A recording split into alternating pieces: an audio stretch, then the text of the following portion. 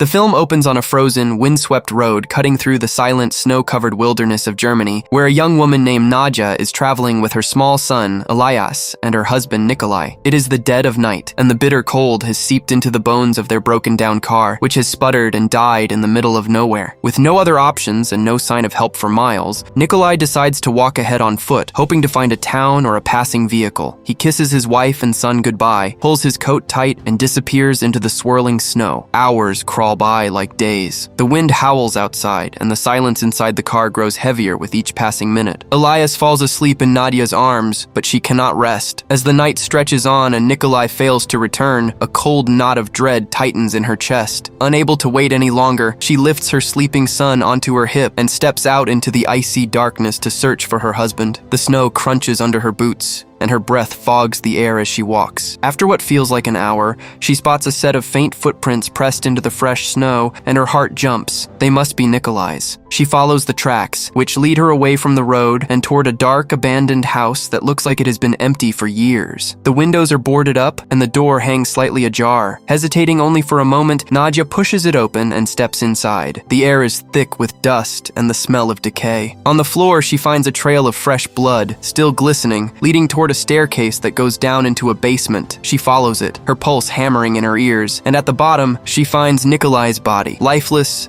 bloodied, and clearly murdered. Before she can even scream, a strange, wet, inhuman sound echoes from the shadows behind her, and something attacks her with savage speed. She fights back, managing to slam a heavy door shut just as the creature lunges, but it doesn't give up. It claws and scratches at a window, trying to break through. Nadia throws her weight against the glass to block it, and in the struggle, her hand is slashed open, leaving a deep, burning wound. Then, just as suddenly as it began, the creature retreats. Dawn breaks through the grimy windows, and the thing flees into the morning light. Nadja is left alone, shaking and bleeding, staring at her husband's corpse. Only then does she realize that something is very wrong inside her. Her hand throbs with an unnatural heat, and a strange gnawing thirst is already beginning to bloom in her throat. Back at home, that thirst grows into an all-consuming hunger. She tries to ignore it, but her body is changing. She opens the refrigerator, and her eyes fix on a package of raw meat. Without thinking, she tears it open and drinks every drop of blood from the wrapper. It tastes like life itself. Then, horrified, she feels herself lunge toward her own son, Elias, who is sitting on the floor playing with a toy. She stops herself just inches away, her breath ragged, her teeth suddenly sharp and elongated. She looks in the mirror and sees her eyes glowing red. She is turning into a vampire. Determined to understand what is happening and to find a cure, Nadja returns to that abandoned house during the daylight. This time, she is not alone. An old man is waiting for her inside, sitting calmly in the shadows as if he knew she would come. "I knew you would return," he says, his voice heavy with centuries of sorrow. "We are all cursed, you and I. We can only bring pain to this world, and that is why we must stop the infection from spreading." Without another word, he raises a pistol and fires at her. The bullet tears into her shoulder, but she does not fall. As he reloads, Nadja attacks him in a frenzy, trying to rip him apart. With his dying breath, he whispers again, "You must stop it from spreading." She finds a bag of medicines and syringes that he had left behind, experimental serums that can suppress the vampire urges. She takes them, then sets the entire house on fire, watching it burn before walking away into the snow. Years pass. The next time we see Nadia, she is sitting in a doctor's office. The events of that night have caused all her hair to fall out, and her body is a battlefield between humanity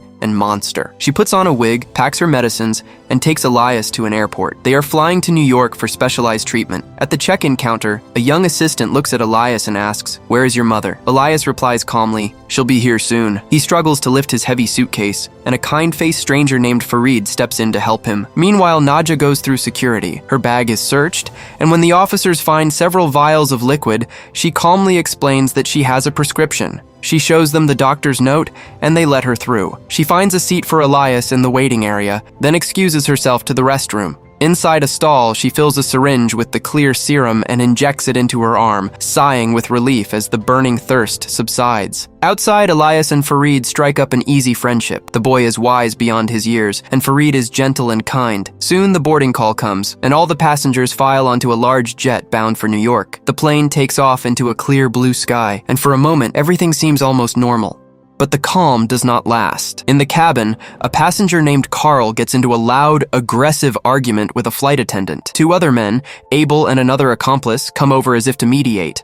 But the situation escalates. Abel suddenly pulls a knife from his pocket and stabs one passenger to death in his seat. Carl grabs another passenger by the neck. Then two more men, Kurt and Yuri, emerge from the back of the plane, and it becomes terrifyingly clear that they are all working together. They are hijackers. They kill the hostage, pull out automatic pistols, and threaten everyone on board, ordering them to stay silent and remain seated. We soon learn that they have already poisoned one of the pilots, and the co-pilot, a man named Ko, is secretly one of them. Yuri uses an ultraviolet light to scan the cabin floor, cuts open a panel, and disables the plane's transponder and reporting system so that ground control loses all contact with the aircraft. Ko turns the plane around, heading in a new direction. The hijackers argue among themselves about their plan, and in the chaos, little Elias sees his chance. He unbuckles his seatbelt and bolts toward the back of the plane.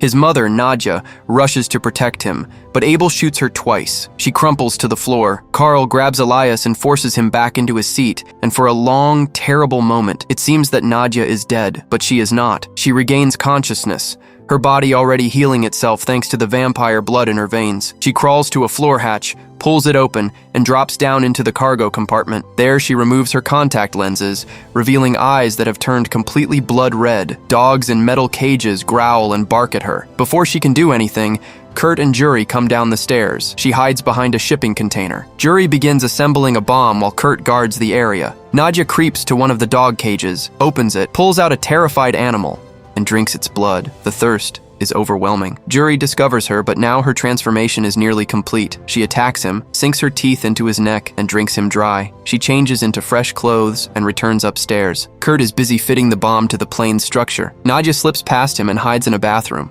When the hijackers go downstairs and find Yuri's body, panic erupts among them. They know something is loose on the plane.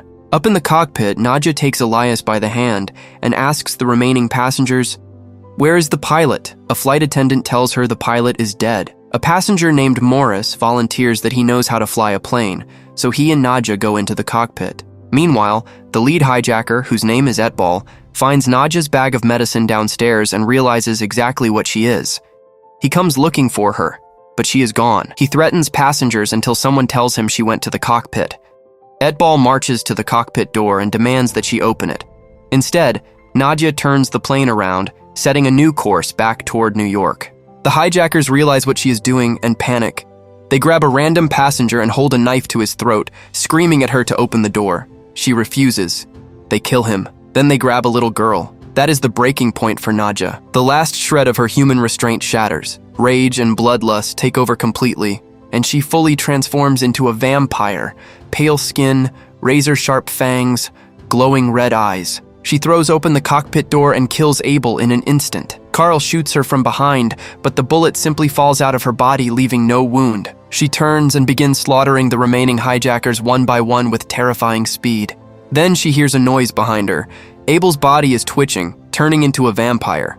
To prevent another monster from rising, she grabs a knife and finishes him off permanently. But all of this is witnessed by Etbal, who has been hiding and watching from a corner. He slips away.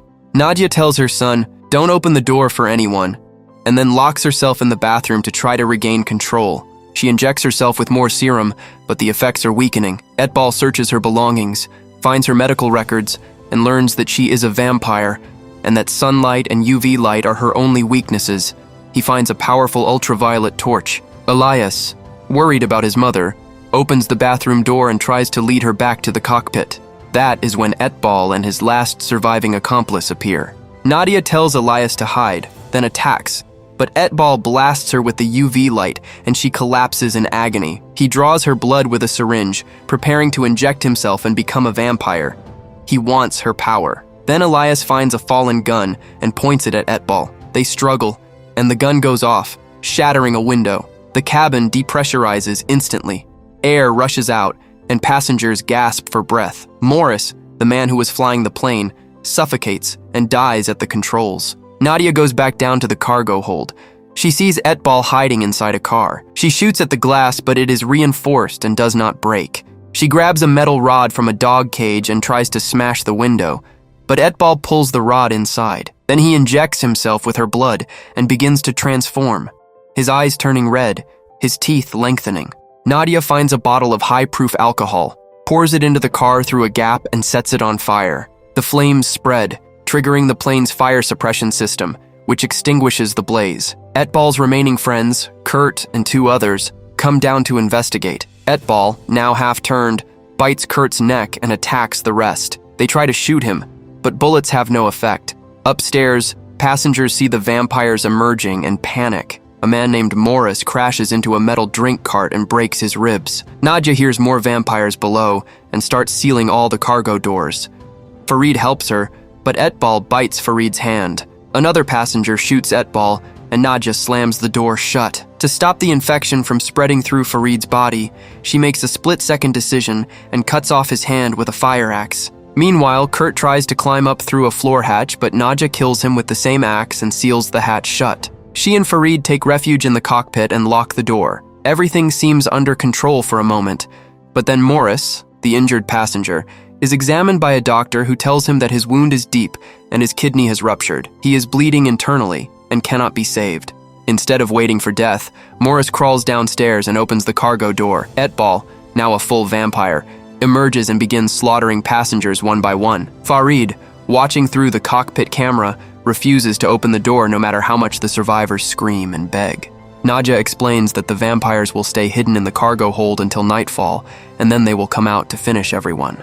Farid insists that they must land the plane, no matter what. To do that safely, they need to attach a detonator to the fuel tank so they can blow up the plane after landing. There is a narrow maintenance crawl space from the cockpit to the fuel tank area. Only a small child can fit through it. Elias volunteers, but Nadja refuses. Then Elias shines a flashlight in his mother's face, a sudden bright light which is painful to her, and slips into the crawl space before she can stop him. He crawls through the tight, dark passage and emerges in the cargo hold, surrounded by sleeping vampires. He uses a UV torch to keep them at bay. Farid and the others watch on the camera as Elias searches through bags and finds a cell phone, the detonator, as the co-pilot confirms. Elias starts to crawl back, but his torch falls and rolls away. In the darkness, the vampires begin to stir. He hides under a car. Nadja asks the co-pilot how to land the plane. He says the plane is on autopilot, but someone must manually apply the brakes upon landing, and they will need ground control assistance. Nadja asks Farid if he can do it. He agrees. She tells him to take care of her son, then kills the co-pilot and goes down to the cargo. She finds Etbal about to kill Elias and attacks him. They fight viciously. Etbal is about to deliver a killing blow when Elias taunts him, luring him toward an open cargo hatch. As Etbal reaches the hatch, Elias blows it open with a fire extinguisher, and Nadja shoves Etbal out of the plane into the open sky. She collapses, unconscious. Farid makes radio contact with ground control, but then Etbal, impossibly, begins climbing back into the plane using a cargo net attached to the fuselage. Farid sees this and makes a desperate decision. He turns the plane directly toward the rising sun. Sunlight floods through the opening, hits Etbal, and he disintegrates into ash. Elias tries to wake Nadja. When she won't wake, he bites his own wrist and lets her drink his blood. She regains consciousness, but the hunger is overwhelming.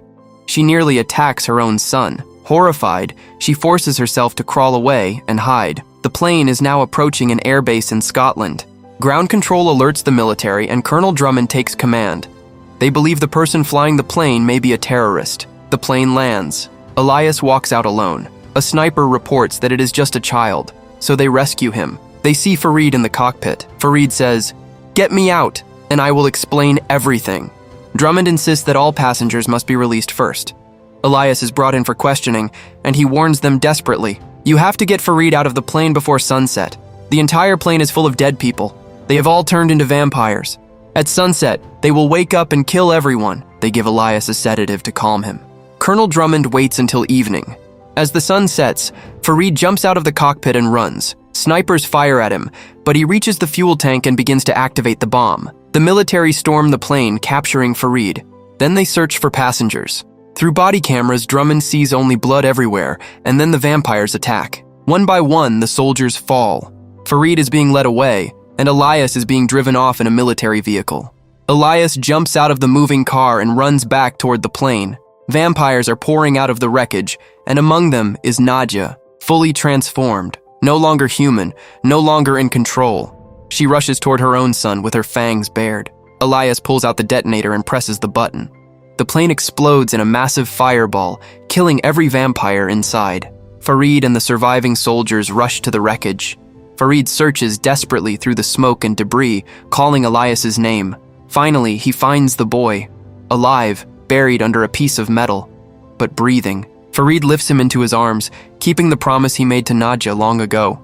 And there, in the fading light of dusk, surrounded by ash and silence, the story ends. Subscribe for more.